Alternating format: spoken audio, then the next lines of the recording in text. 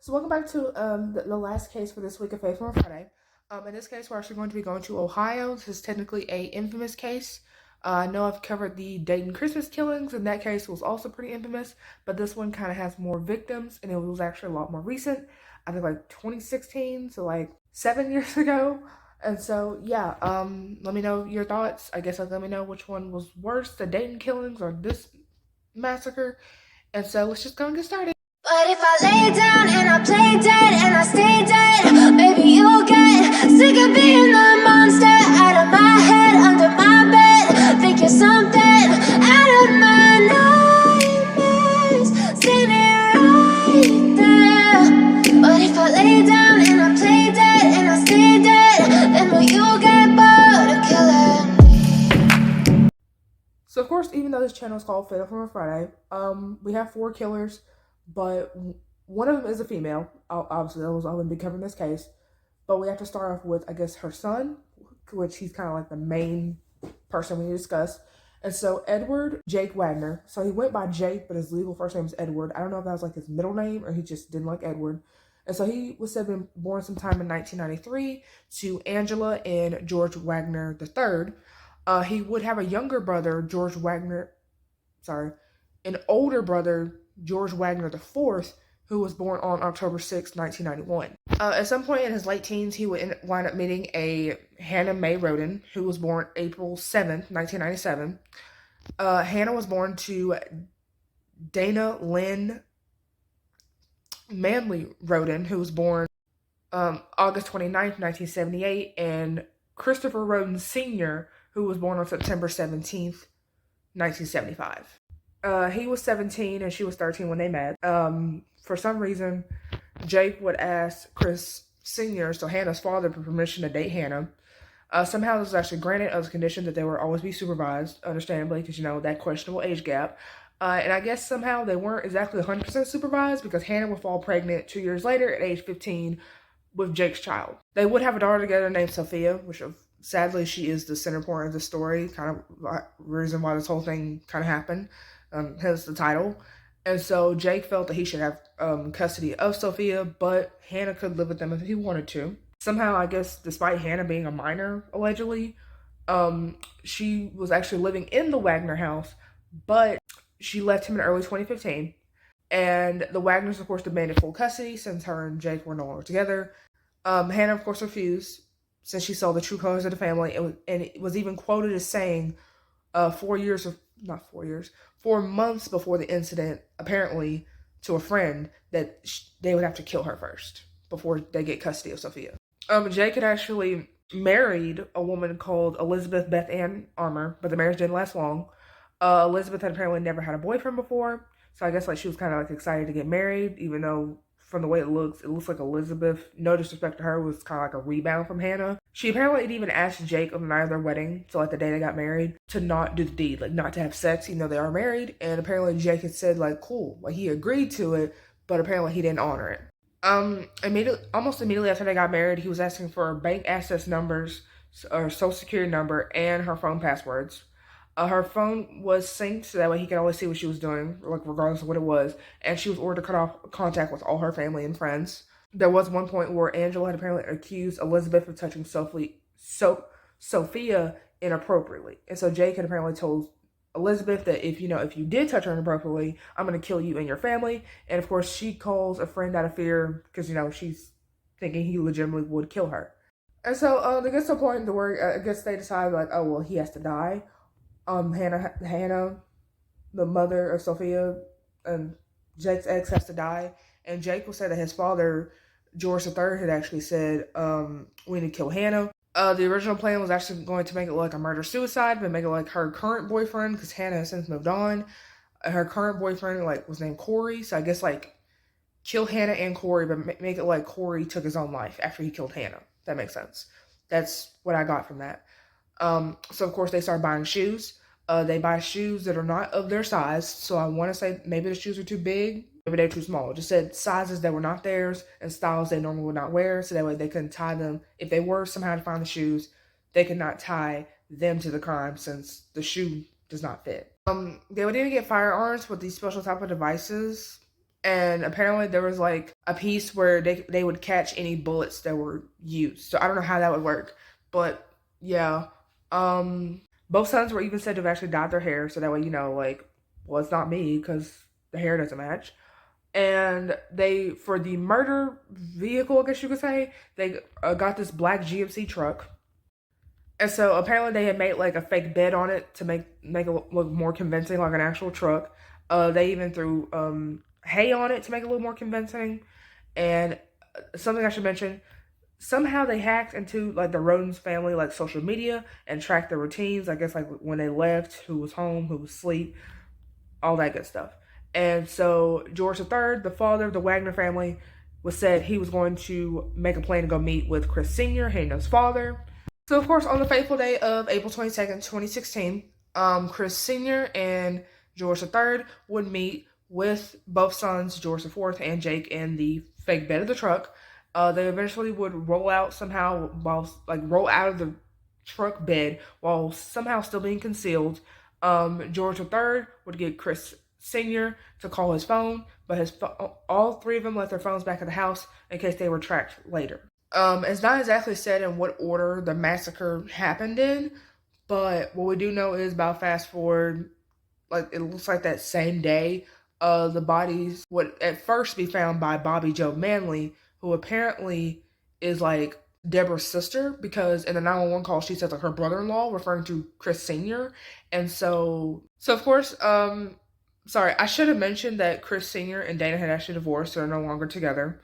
So in the first house was Chris Sr., the one that met with George III, and his cousin Gary Roden. Chris Sr. was shot 3 times. Gary was shot 9 times.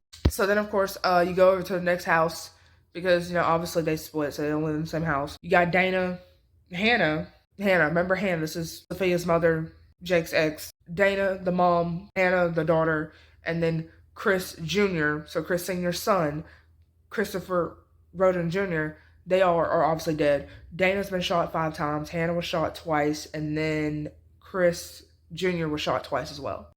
So apparently 4 days before this happened, Hannah apparently giving birth to another child, which I presume was Corey's, but I could be completely wrong.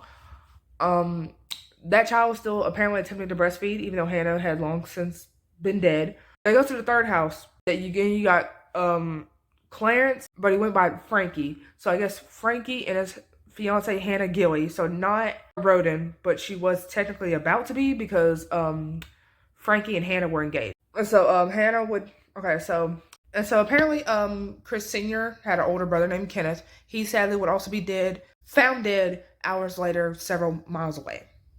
So the children, because obviously there are children involved in this case, the children were left unharmed, but next to the bodies, and some of them were actually covered in blood. There was said to have been a 3-year-old, a 2-year-old, and obviously Hannah's newborn. That was a 2-month-old. Anyway, so yeah, all the cell phones are missing from the victims. So like obviously like maybe robbery is a motive. Surveillance cameras were obviously taken off because the family has surveillance cameras. Apparently, a neighbor also had some surveillance cameras, but their surveillance cameras were missing too. So after the murders, the family obviously got to get rid of evidence. And so the truck was given as a gift to a niece because apparently her birthday was coming up.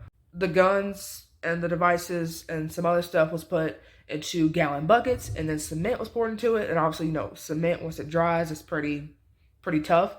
So then they decided to use these buckets as anchors for a friend whose birthday was also coming up that loves fishing. And not to mention the clothes and shoes that were used in the crime also were just thrown away in regular trash bags. Apparently marijuana was found in like 3 locations. So of course the town was thinking this is a cartel hit. The police were like, nah, this ain't no cartel hit. From what it looks like, we feel it's somebody who lives in this town that knew these people personally. And they were right. But the thing is, they didn't know who it was. So they were telling people, like, if you feel like you're in danger, like, keep yourself armed. So that way it doesn't happen to you. And that stuff. It is not publicly said how.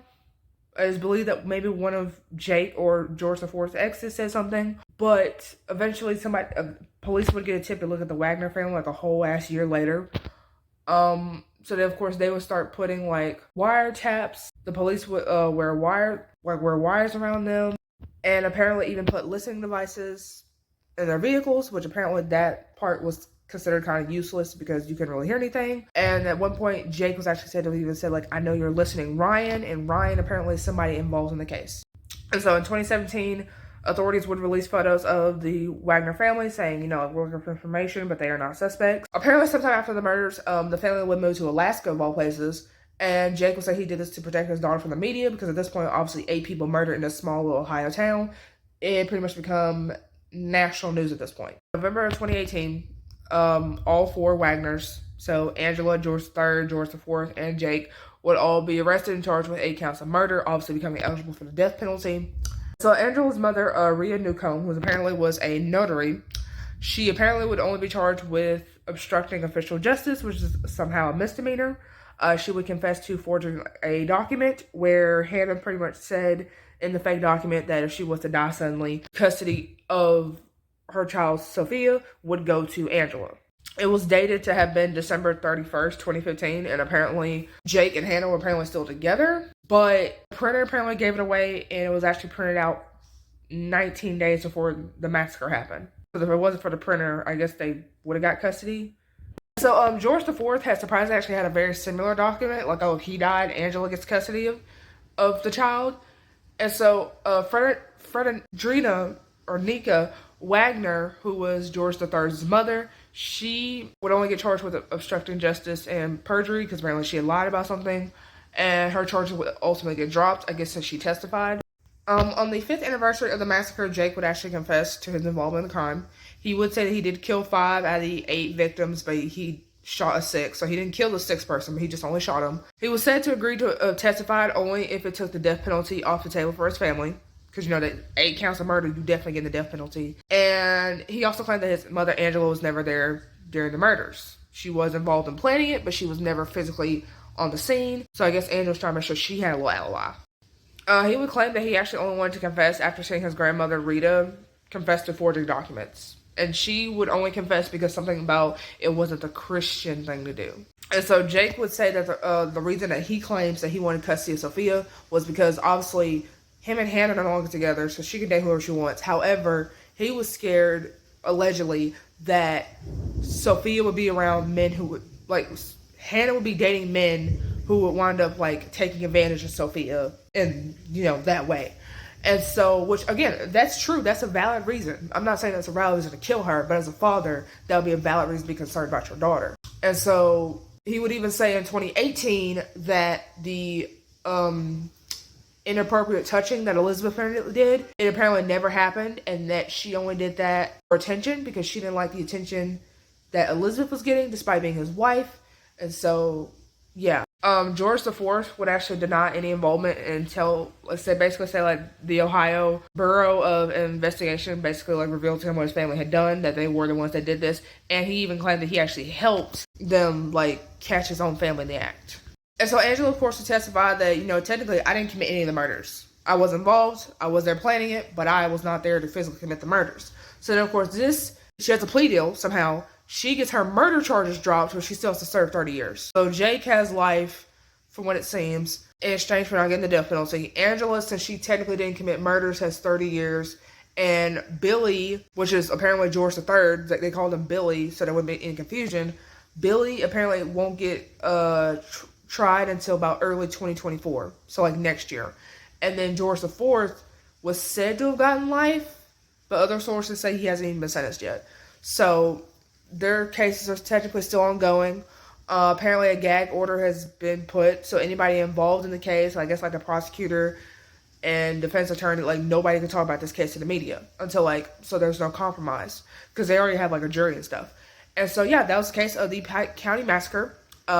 Despite it being like well known across the country at one point, I had not heard about this case until like literally like maybe a couple months ago, and so I just thought it was very interesting, seeing how far people are willing to go for custody of a child. And so if you guys let me know how you feel about that one, and I'll see you females next week. Bye. So if I play dead, will you regret everything that you did, that you said? I don't think you understand what you're doing, and my heart's black and blue from the bruising. I feel like when I'm with you I'm losing. I feel like you think that this amusing, sitting there gaslighting and confusing. Was it me? Is it me? Am I deluded?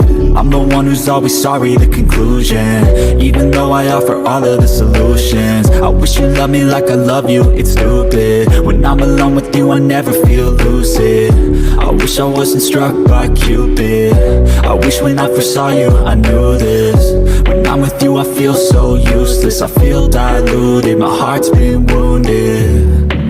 Silhouettes of you are like a taunt, never really know just what you want.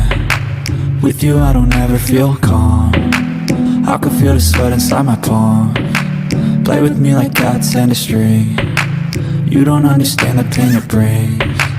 You don't ever wanna give me wings, you don't ever wanna set me free. But if I lay down and I play dead and I stay dead, baby you'll get